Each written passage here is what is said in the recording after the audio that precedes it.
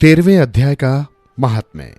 श्री नारायण जी बोले, हे लक्ष्मी जी, अब 13वें अध्याय का महात्म्य सुने। दक्षिण देश में हरिनाम नगर था। वहां एक व्यभिचारिणी स्त्री रहती थी। वो व्यभिचार करती और मांस मदिरा खाती। एक दिन एक पुरुष से उसने वचन भरा कि अमुक स्थान पर मैं तेरे पास आऊंगी, तुम वहां चलो। वो पुरुष किसी और वन में चला गया और वो स्त्री उसे ढूंढती ढूंढती हैरान हो गई, पर मनुष्य न मिला। वो भूलता फिरता था। वो गड़िका थक कर उसका रास्ता देखने लगी। देखते ही देखते सारा दिन व्यतीत हो गया, मगर उसका प्रीतम न आया। सांझ होने लगी तो वो गड़िका प्रीतम का नाम ले लेकर पुकारने लगी। तभी भटकता भटकता उसका प्रेमी वहां आ पहुंचा। दोनों बड़े प्रसन्न होकर बैठे। इतने में एक शेर आया। गड़िका भयभीत हो उठी। उसे देखकर शेर बोला, अरे गड़िका, मैं तुझे खाऊंगा। वो बोली, तू पहले अपने जन्म की बात कह। तू कौन है? मुझे क्यों खाना चाहता है? तब सिंह बोला, मैं पूर्व जन्म में ब्राह्मण था, झूठ बोला करता था, बड़ा लोभी था, जुआ खेलता था तथा दूसरे का धन हर लेता था। एक दिन प्रभात के समय घर से उठकर चला तो मार्ग में गिर पड़ा और गिरते ही देह छूट गई। यमों ने पकड़ लिया और धर्मराज के पास ले गए। देखते ही धर्मराज ने हुक्म दिया कि इस घड़ी इस ब्राह्मण को सिंह का जन्म दे दो। ये देह मुझे मिली और हुक्म दिया, जो प्राणी पापी दुराचारी हो तिनको तू खाया कर।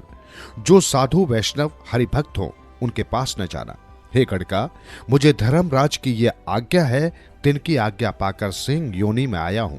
तू व्यभिचारिणी गड़िका पापन है, इसलिए तुझको खाऊंगा। इतना कहकर शेर ने गड़िका को खा लिया।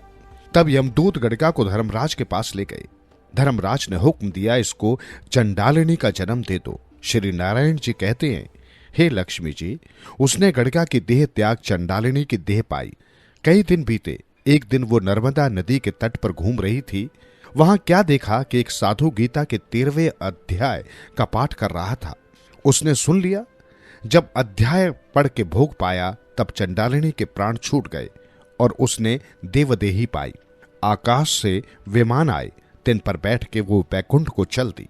साधु ने पूछा, अरे तूने कौन पुण्य किया जिसके करने से बैकुंठ को चली है?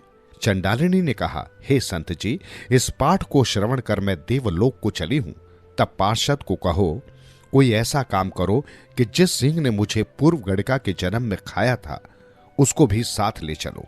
तब उस साधु से प्रार्थना की, हे संत जी, गीता जी के एक श्लोक के पाठ का फल उसके निमित्त देवो, जो सिंह का उद्धार होवे। तब उसने पाठ का फल दिया और तत्काल उस सिंह की देह छूटी और उसने भी देवदेही पाई। दोनों विमान पर बैठकर वैकुंठवासी हुए, परम धाम को प्राप्त हुए। तब श्री नारायण जी ने कहा, हे लक्ष्मी जी, ये 13वें अध्याय का महात्म्य है। प्रीति साथ पढ़ने की बात का कुछ फल कहा नहीं जाता। अनजाने से भी पढ़े तो भी मेरे परम धाम को प्राप्त होता है।